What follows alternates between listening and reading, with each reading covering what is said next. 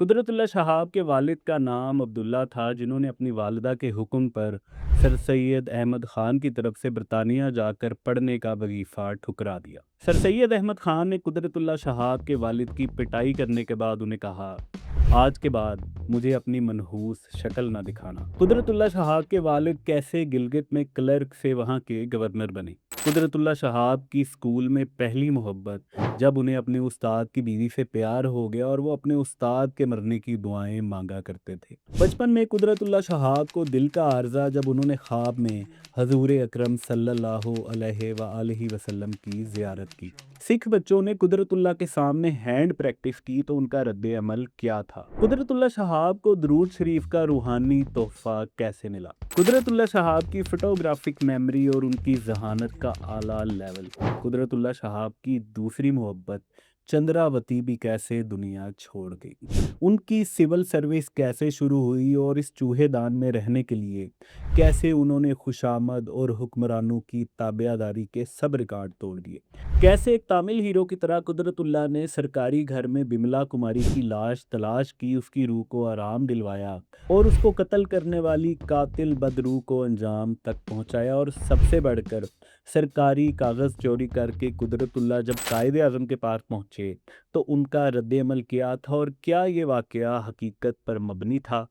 مرد ابریشم قدرت اللہ شہاب کی زندگی پہ میں نے اس مرد ابریشم کو جو تاثر اس سے لیا، جیسے میں نے انہیں جانا اتنے بڑے آدمی کو، تو مفتی صاحب نے کہا یس یو آر رائٹ، یہ میں نے لوگوں کو ایکسائٹ کرنے کے لیے کہ قدرت اللہ شہاب، ممتاز مفتی اور اشفاق احمد کا روحانی نظام اور ان کے بابے محض جھوٹ کا پلندہ ہیں۔ مجھے پتہ چلا کہ وہ ایک گپت بزرگ ہے اور کسی مشن کی تکمیل کے لیے ڈیوٹی پر لگے ہوئے۔ قدرت اللہ شہاب کو بتا دوں کہ میں نے ان کی درخواست جو ہے اپنے برگزیدہ والد گرامی صلی اللہ علیہ وسلم کی خدمت میں پیش کر دی تھی، انہوں نے عذراء نوازش اسے منظور فرما لیا ہے۔ لیکن مجھے یہ دیکھ کر حیرت ہوتی کہ عملی طور پر وہ ہر وقت اللہ کو انگلی لگائے ساتھ ساتھ لیے پھرتے۔ آپ ایک غلط کہانی پہ استوار کر کے اگر لوگوں کو خدا کی طرف لے جانا چاہتے ہو اور لوگوں کو پتہ لگ گیا کہ ابتدائی قصہ ہی غلط ہے، جھوٹا ہے، تو پھر لوگوں کو اس خدا کا کیا اعتبار ہے؟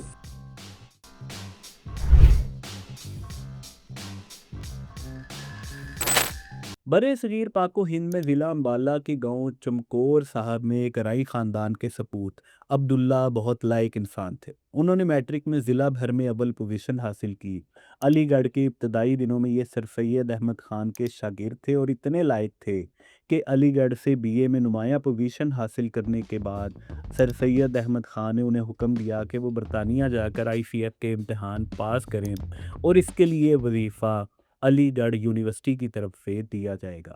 ایک مڈل کلاس خاندان سے تعلق رکھنے والے عبداللہ کے لیے یہ بہت بڑی خوشخبری تھی، مگر جب وہ خبر لے کر اپنے گھر چمکور صاحب پہنچے تو ان کی والدہ نے حکم دیا کہ طویل سمندری سفر کی وجہ سے وہ انہیں برطانیہ جانے کی اجازت نہیں دے سکتی۔ یہ ایک سخت حکم تھا۔ جب عبداللہ صاحب اپنے استاد سر سید احمد خان کے پاس یہ حکم لے کر پہنچے تو انہوں نے اس بات پر بہت غصے کا اظہار کیا اور انہوں نے عبداللہ صاحب کی باقاعدہ پٹائی کی اور انہیں الٹیمیٹم دیا کہ یا تو وہ برطانیہ چلے جائیں اور اگر انہوں نے ایسا نہ کیا تو انہیں علی گڑھ سے نکال دیا جائے گا اور آج کے بعد کبھی انہیں اپنی منحوس شکل نہیں دکھائیں گے۔ عبداللہ صاحب ایک دوراہے پر تھے، مگر انہوں نے اپنی والدہ کے حکم کو تسلیم کیا اور علی گڑھ سے چلے آئے۔ پھر کبھی سر سید اور ان کے درمیان رابطہ نہ ہوا۔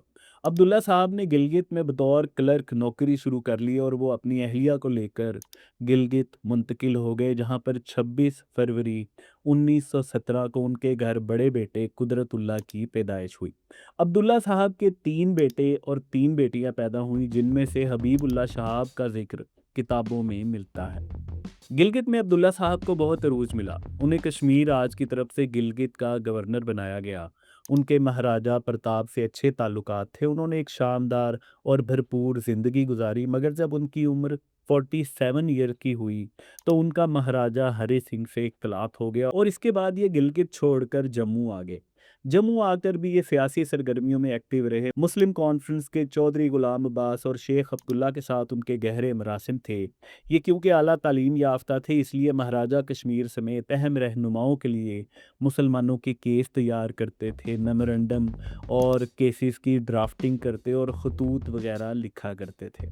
कुदरतुल्लाह थोड़े बड़े हुए तो उन्हें अकबर इस्लामिया हाई स्कूल जम्मू में दाखिल करवा दिया गया। इस बात में कोई शक नहीं कि कुदरतुल्लाह एक जीनियस बच्चे थे। उनका आईक्यू लेवल दूसरे बच्चों से बहुत बेहतर था।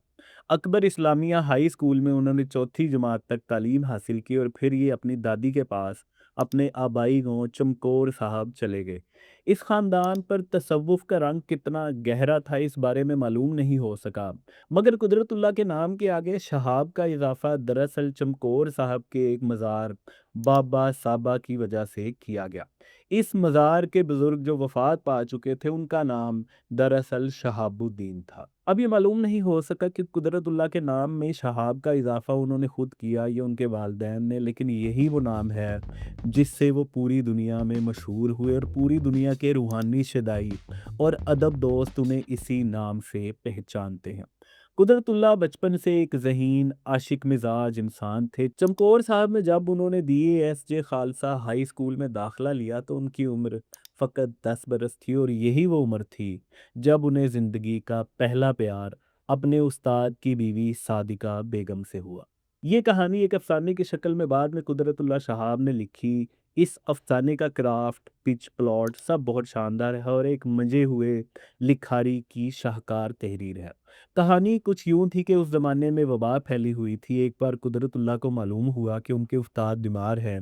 वो उनके घर पहुंचे जहां पर उनकी खूबसूरत और जवान बीवी मौजूद थी। नन्हे कुदरतुल्लाह को उनसे प्यार हो गया और वो दुआएं करने लगे कि अल्लाह करे जल्दी जल्दी उनके उस्ताद मर जाएं और उनकी बीवी उसकी हो जाए। वो अपने उस्ताद की बीवी के साथ शहर में घूमते, मगर वो खातून उन्हें बच्चा समझकर साथ घुमाती, घर का सौदा सुलफ मंगवाती, मगर कुदरतुल्लाह किसी और ही खुमार में रहते। मगर एंड ये हुआ कि उस्ताद की जगह उस वबा से उनकी बेगम फौत हो गई और कुदरतुल्लाह की पहली मोहब्बत अधूरी रह गई। ये अफसाना एक अदबी शाहकार होने के साथ साथ हमें इस मामले में भी मदद फराहम करता है कि दरअसल कुदरतुल्लाह शहाब के दिमाग में कैसी सोचें परवान चढ़ती थीं। कुदरतुल्लाह स्कूल में शायरी भी करते थे। वालिद की वजह से मुताला उन्हें घुट्टी में मिला था तो स्कूल के ज़माने में ही उर्दू अदब से आशनाई हो चुकी थी, मगर इसके साथ साथ उनका रूहानी एंगल भी शुरू हो चुका था। ये सारी कहानी जो मैं आपको सुना रहा हूँ, इसमें तमाम वाक़यात ख़ुद कुदरतुल्लाह शहाब की सवाने उमरी शहाबनामा और उनके करीबी दोस्तों की कुतब से लिए गए हैं। इन लोगों की किताबों से लिया गया है जो उनके साथ नौकरी करते रहे या किसी न किसी ज़रिए से उनके साथ अटैच रहे। इस सीरीज़ में बहुत कुछ आपके लिए नया होगा, इसलिए ये वजाहत ज़रूरी है कि ये सब कुतब और दीगर मालूमात जो हैं वो मुस्तनद ज़राए से हासिल की गई हैं, इसलिए इस बार इस सीरीज़ में रेफरेंस कुछ ज़्यादा पेश करूँगा। जैसे कुदरतुल्लाह शहाब के मुताबिक ये रूहानियत ही थी जिसकी वजह से उन्हें स्कूल के ज़माने में ही दिल का आर्ज़ा लाहक हो गया। हुआ कुछ यूँ कि उन्होंने ख्वाब देखा कि वसीओ अरीज़ सहरा में वो तेज़ी से भाग रहे हैं। सहराई रेत में वो घुटनों घुटनों धंसने लगे, सांस फूलने लगी।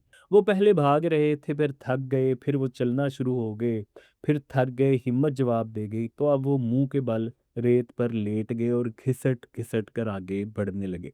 फिर उनके घुटने भी जवाब दे गए तो वो थोड़ी और पेट के बल रेंग कर आगे बढ़ने लगे। उनके हाथ पांव शल हो गए। वो अपनी किताब शहाबनामा में लिखते हैं। इसी तरह रेंगते रेंगते अचानक एक जाए नमाज नुमा चटाई का एक कोना मेरे हाथ में आ गया। वो चटाई एक खजूर के दरख्त के नीचे बिछी हुई थी और हजूर अकरम सल्लल्लाहु अलैहि वसल्लम उस पर दो जानू तशरीफ़ फरमा थे। हजूर सल्लल्लाहु अलैहि वसल्लम ने एक हल्की सी मुस्कुराहट के साथ मेरी जानिब देखा और ऐन उस वक्त मेरी आंख खुल गई। कुदरतुल्लाह शहाब के मुताबिक ये कोई ख्वाब नहीं था बल्कि हकीकत थी, क्योंकि उस दिन के बाद वफ़ात तक उनके सीने में दर्द की टीसें कभी बंद न हों। میڈیکل سائنس نے اسے انجائنا پیکٹورس تشخیص کیا لیکن کبھی اس کا علاج نہ ہو سکا۔ انہی دنوں قدرت اللہ کے 8ویں کلاس کے امتحانات آ گئے۔ سکھ اسکول میں زیادہ تعداد سکھ طلبہ کی تھی جو تھوڑے بگڑے ہوئے تھے، جبکہ قدرت اللہ ایک سلجھے ہوئے بچے تھے۔ بورڈ کے امتحانات کا سینٹر کچھ فاصلے پر روپڑ کے علاقے میں بنا، جہاں پر پہلے دن ان کا ملازم انہیں چھوڑ آیا۔ امتحان گاہ کے ساتھ ہی سینٹر تھا جہاں پر قدرت اللہ بچوں کے ساتھ ٹھہرے۔ پہلی رات میں ہی قدرت اللہ کی بس ہو گئی کیونکہ ایک ہی کمرے میں کئی بچے تھے۔ قدرت اللہ کے مطابق ان سے بو آ رہی تھی، ان کی زبان گندی تھی، وہ ایک دوسرے سے نازیبا اور گندے مذاق کر رہے تھے، ادھر ادھر ہاتھ لگا رہے تھے۔ اور پھر اس وقت تو حد ہو گئی جب قدرت اللہ کے سامنے 2 سکھ لڑکوں نے ہینڈ پریکٹس کا مقابلہ شروع کر دیا۔ قدرت اللہ نے فیصلہ کیا کہ اب وہ اس سینٹر میں نہیں رکیں گے۔ انہوں نے اگلے دن کا پیپر دیا اور پھر وہ واپس چمکور صاحب آ گئے۔ یہ شاید کوئی سبب بننا تھا کیونکہ اسی بہانے قدرت اللہ شہاب کو روحانی دنیا کا دوسرا بڑا تحفہ ملا، یعنی درود شریف۔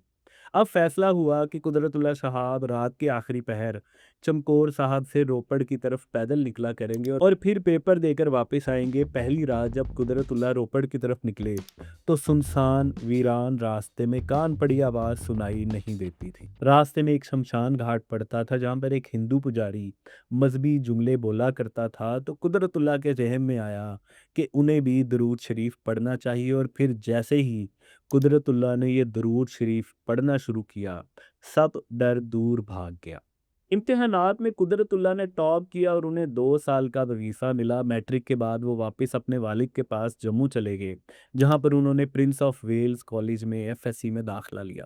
یہ ایک شاندار تعلیمی ادارہ تھا، مگر سب سے خاص بات اس کی لائبریری تھی، جہاں پر قدرت اللہ کا باقاعدہ تعارف انگریزی زبان و ادب سے ہوا اور ان کا زیادہ وقت لائبریری میں گزرتا۔ ان کے والد انجمن اسلامیہ جموں کے اعزازی سیکٹری تھے اور مسلمان ان کے پاس درخواستیں اور اپیلیں ڈرافٹ کروانے آیا کرتے تھے، اور یہ سب انہوں نے قدرت اللہ شہاب سے لکھوانی شروع کر دی، اور شاید اسی وجہ سے لڑک پن میں ہی ان کی انگریزی زبان پر گرفت ہو چکی تھی۔ ممتاز مفتی اپنی کتاب الکھ رگری میں لکھتے ہیں کہ وہ اس قدر ذہین تھے کہ بات کرنے والا تمہید باندھ رہا ہوتا تھا اور یہ ساری بات سمجھ جاتے تھے۔ پڑھنے کی رفتار اس قدر تیز تھی کہ ممتاز مفتی دوسرا پیرا پڑھ رہے ہوتے تھے اور یہ پورا صفحہ پڑھ لیتے تھے۔ قدرت اللہ شہاب نے ممتاز مفتی کو بتایا کہ ان کی ویژول میموری ہے۔ اس حوالے سے ممتاز مفتی اپنی کتاب الکھ نگری میں لکھتے ہیں، ایک دفعہ دفتر کا ایک کاغذ گم ہو گیا، بہت تلاش کی، نہ ملا۔ قدرت نے پوچھا کیا میں نے وہ کاغذ پڑھا تھا؟ میں نے کہا ہاں پڑھا تھا۔ پھر پوچھا موضوع کیا تھا؟ میں نے بتا دیا۔ کہنے لگے میں یاد کرنے کی کوشش کرتا ہوں۔ 4-5 منٹ وہ خاموش رہے، پھر بولے آپ لکھتے جائیں۔ میں لکھتا گیا۔ چند دنوں کے بعد اصلی کاغذ مل گیا۔ موازنہ کیا، فل سٹاپ اور کومے تک کا فرق نہ تھا۔ جیسا کہ میں نے پہلے بتایا قدرت اللہ ایک جینیس بچے تھے، تو ابھی وہ 3rd ایئر میں تھے جب لندن میں مقابلہ مضمون نویسی میں انہوں نے پہلا انعام حاصل کیا۔ اخبارات کے لیے یہ ایک بڑی خبر تھی کہ بر صغیر پاک و ہند کے دور افتادہ جموں کے ایک مسلمان بچے نے پورے برطانوی راج کے بچوں کو پیچھے چھوڑ دیا، تو ان کی تصاویر اخبارات میں شائع ہوئیں۔ کالج میں خاص طور پر تقریب منعقد کی گئی جس میں قدرت اللہ کو پرنسپل کے ساتھ بٹھا کر تصویر کھنچوائی گئی، پھر اس تصویر کو کالج کے ہال میں لگایا گیا۔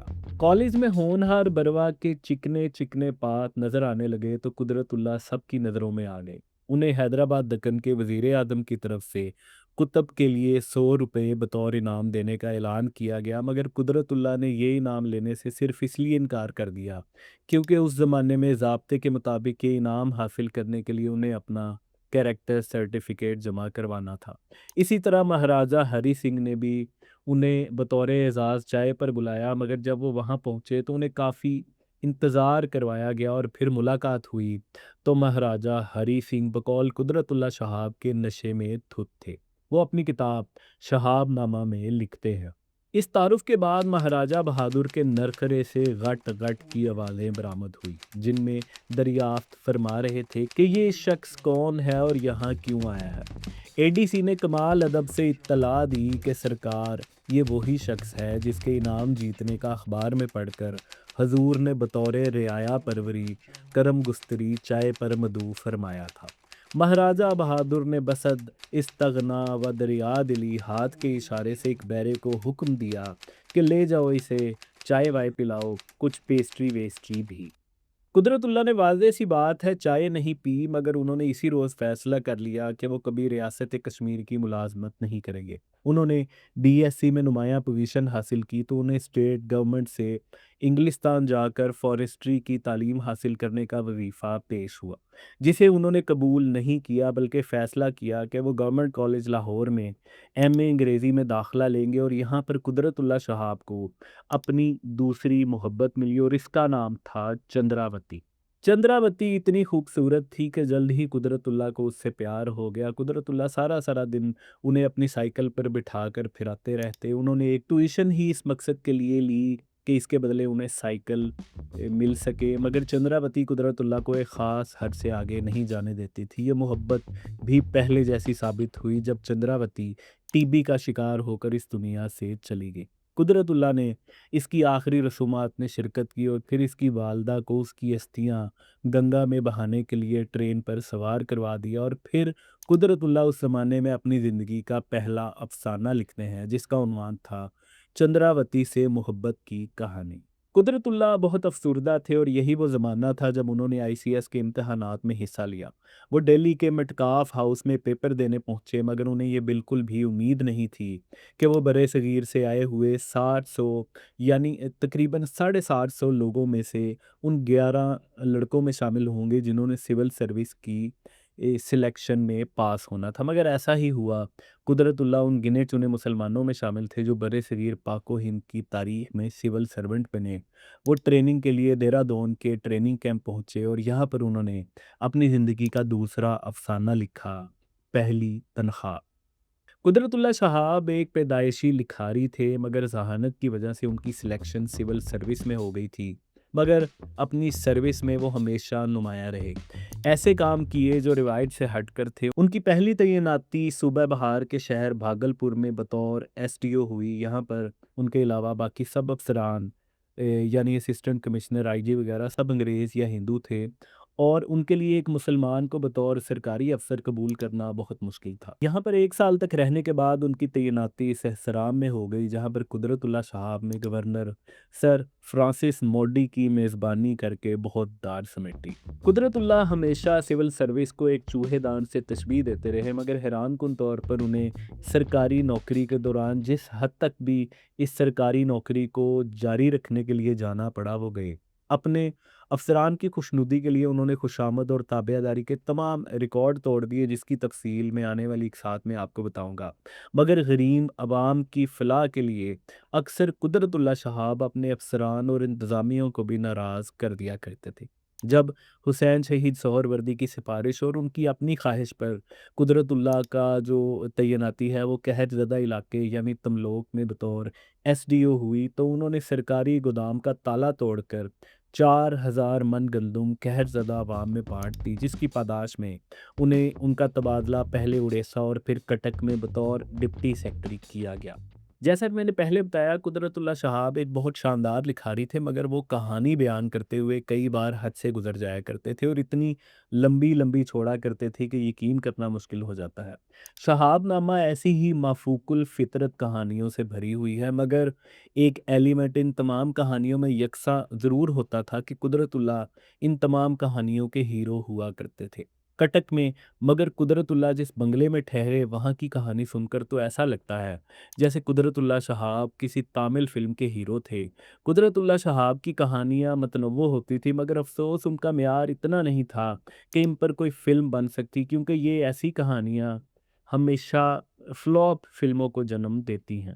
اب تھوڑی دیر کے لیے آپ کو قدرت اللہ کو کسی ڈراؤنی تامل فلم کا ہیرو ازیوم کرنا ہوگا اور پھر آپ کو کہانی کا مزہ آئے گا، کیونکہ اس کہانی میں ہوا کچھ یوں کہ جب قدرت اللہ کٹک میں بطور ڈپٹی سیکرٹری تعینات ہوئے تو انہیں بتایا گیا کہ ایک بنگلہ خالی ہے، مگر اس بنگلے میں بڑی پاورفل قسم کی روحوں کا قبضہ ہے۔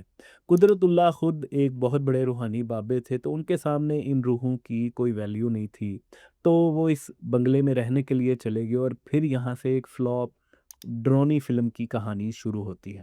पहले तो कुदरतुल्लाह को किसी रूह की हल्की सी शबीह नज़र आने लगी, शायद रूह चाहती थी कि कुदरतुल्लाह खुद ही यहाँ से भाग जाएँ, मगर कुदरतुल्लाह डट गए। फिर रूह खुलकर सामने आ गई, नलके से खून आने लगा, रात के मखसूस औकात में उद्दम मचने लगा, बेड हवा में उड़ने लगा।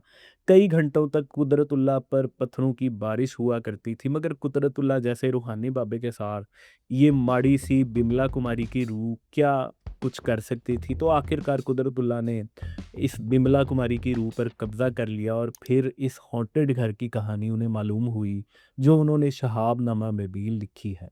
कहानी बिल्कुल ही रिवायती और फ्लॉप थी। एक बड़ा सरकारी अफ़सर हुआ करता था, उसने कॉलेज की एक कंवारी दोशीज़ा यानी बिमला कुमारी को शादी का झांसा दिया, उसे लेकर बंगले में आ गया, फिर कई माह तक उसके साथ रंगरलियाँ मनाता रहा। जब बिमला कुमारी हामला हो गई तो उसे कत्ल कर दिया, उसकी लाश यहाँ दफन कर दी। फिर वो सरकारी अफ़सर भी कई साल तक इसी घर में रहता रहा, फिर जब वो फ़ौत हो गया फिर वो भी रूह बन गया। तो इस घर में 2 एक्टिव रूहें मौजूद थीं, एक सरकारी अफ़सर की, दूसरी बिमला कुमारी की।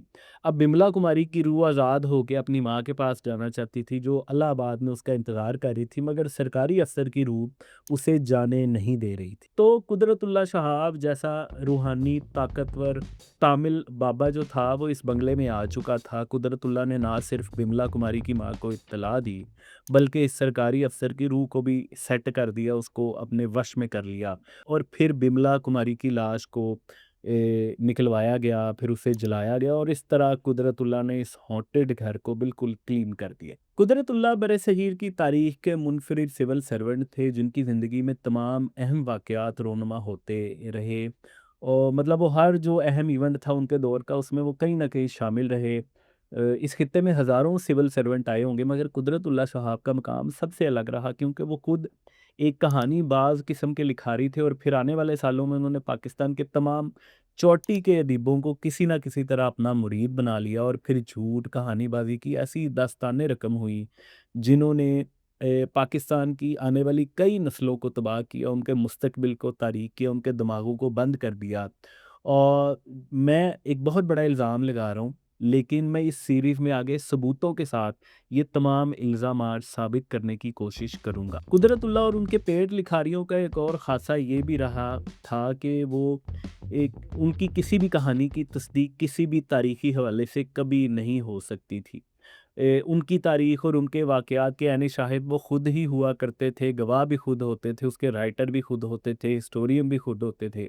ऐसा ही एक और वाक़या कायद-ए-आज़म से मुताल्लिक़ है, जिसके मुतालिक मैंने कायद-ए-आज़म पर लिखे जाने वाली कई मुस्तनद किताबें खंगालने की कोशिश की, मगर मुझे कुदरतुल्लाह के इस जो हवाला है, जो उन्होंने अपनी शहाबनामा में ज़िक्र किया, इसका कोई रेफ़रेंस नहीं मिल सका। अगर मेरे देखने वालों में से किसी ने कायद-ए-आज़म पर लिखी जाने वाली किसी बायोग्राफ़ी में कोई हवाला देखा हो कुदरतुल्लाह शहाब के इस दावे का, तो वो मुझे ज़रूर कमेंट सेक्शन में बताएँ या मेरे व्हाट्सएप नंबर पे बताएँ, जो मैं वीडियो के एंड पे शेयर करता हूँ। तो फ़िलहाल हम कुदरतुल्लाह शहाब ने जो उनकी किताब में लिखा था वाक़या, उस हवाले से ज़ोए वाले हुस्न ज़न से काम लेते हुए इस पर ही यकीन करते हैं। पाकिस्तान बन रहा हो और इसमें कुदरतुल्लाह शहाब का हाथ ना हो, ऐसा तो मुमकिन ही नहीं हो सकता। तो उड़ीसा में ही कुदरतुल्लाह शहाब के हाथ कांग्रेस की एक टॉप सीक्रेट दस्तावेज़ लगी, जिसमें चीफ मिनिस्टर्स को हिदायत जारी की गई थी कि वो अपने सूबों में मुसलमान अफसरों को अहम इंतज़ामी ओहदों से हटा दें। सरकारी ख़जानों थानों में मुसलमानों की जगह हिंदुओं को इख्तियारात हैं। मुसलमानों से असला वापस लिया जाए और लाइसेंस कैंसिल कर दिया जाए और सबसे बढ़कर असला इकट्ठा करके रखा जाए, ताकि दंगे फसाद हों तो मुसलमानों को बड़ा नुकसान पहुंचाया जा सके। ऐसी सूरत हाल में कुदरतुल्लाह ने कायद आज़म से मुलाकात का फ़ैसला किया। एक दो रोज़ की तगो दो मिनट समाजत और हीले बहानों के बाद आखिर बड़ी मुश्किल से मुझे कायद आज़म तक रसाई हासिल हुई। जब मैं उनके घर में दाखिल हुआ तो वो कुछ लिखने में मसरूफ़ थे। फारिग होकर एक नज़र मुझ पर डाली और गरजदार आवाज़ में बोले, क्या बात है सर, मैं आपके लिए एक मुफीद दस्तावेज़ लेकर आया हूँ। मेरा नाम कुदरतुल्लाह शहाब है, मैं उड़ीसा में डिप्टी होम सेक्रेटरी हूँ। मैंने एक ही सांस में ज़्यादा से ज़्यादा बातें करने की कोशिश की। कैसी दस्तावेज। मैंने आगे बढ़कर कांग्रेस का सर्कुलर उनकी खिदमत में पेश किया। वो बड़े सुकून से इसे पढ़ते रहे। मैं खड़ा हुआ उनके चेहरे का जायज़ा लेता रहा। उनके जज्बात में हल्का सा इर्ताश भी पैदा न हुआ। एक बार पढ़ चुके तो मुझे कुर्सी पर बैठने का इशारा किया और फरमाया, हाँ ये हमारे लिए मुफीद हो सकती है। ये कहकर वो दोबारा इसके मुताले में मसरूफ़ हो गए। इसके बाद मुझसे दरियाफ्त किया, ये तुमने कहाँ से हासिल किया है। मैंने फर सारी बात कह डाली। वेल तुम्हें ऐसा नहीं करना चाहिए था। This is breach of trust. मैंने अपना कौमी फ़र्ज़ पूरा करने के मौजू पर तकरीर करने की कोशिश की तो कायद-ए-आज़म ने मुझे किसी कदर सख्ती से टोक दिया और फरमाया, don't you see each copy is numbered, it's disappearance would be easily tracked down to you. Are you prepared to face the consequences? मैंने बड़े एतमाद से जवाब दिया, yes sir, I am fully prepaid. Qudratullah Shahab की दास्तान हयात तो भी शुरू हुई है। दूसरी किस्त में हम ये भी जानने की कोशिश करेंगे कि कुदरतुल्लाह शहाब क्यों मुनाफिकत करते हुए पहले गवर्नर जनरल गुलाम मोहम्मद को मुफक्किर, रदीम मुसलमान, मोहसिन पाकिस्तान कहते रहे और फिर उन्हें पाकिस्तान का सबसे बदतरीन हुक्मरान, औरतबाज और पता नहीं क्या क्या कहते रहे। क्या कुदरतुल्लाह शहाब आमिरों की चापलूसी में पाकिस्तानी तारीख में सबसे पहले नंबर पर आते हैं? उनकी ऐवान सदर में एंट्री कैसे हुई? ऐवान सदर की खूबसूरत अंग्रेज मिस बोरल उचक कर कुदरतुल्लाह शहाब की गोद में बैठी तो उन्होंने क्या किया? औरतें कैसे ऐवान सदर में कुदरतुल्लाह शहाब की इज्जत हासिल करने के लिए ताक लगाकर बैठी रहती थीं? ऐवान सदर में शैतान ने कैसे मिस बोरल के जरिए कुदरतुल्लाह शहाब की इबादत में खलल डाला? ताबियादारी की इंतहा कुदरतुल्लाह कैसे गवर्नर जनरल गुलाम मोहम्मद की थूकें भी साफ किया करते थे? क्या कुदरतुल्लाह जमहूरियत दुश्मन थे और जनरल अयूब के कसीदे पढ़ा करते थे? कुदरतुल्लाह ने कैसे सिकंदर मिर्ज़ा के इक़्तिदार में ऐवान सदर में ना सिर्फ अपनी नौकरी पक्की रखी बल्कि उनसे तरक्की भी हासिल करी? और सबसे बढ़कर कुदरतुल्लाह शहाब ने सदर सिकंदर मिर्ज़ा की अहलिया मोहतरमा नाहिद मिर्ज़ा पर क्या घटिया इल्ज़ामात लगाए? अगर आपको जस्तजू की वीडियो पसंद आई है और आप इसी चैनल की कोई दूसरी वीडियो देखना चाहते हैं तो स्क्रीन पर नज़र आने वाले इस लिंक पर क्लिक कर सकते हैं।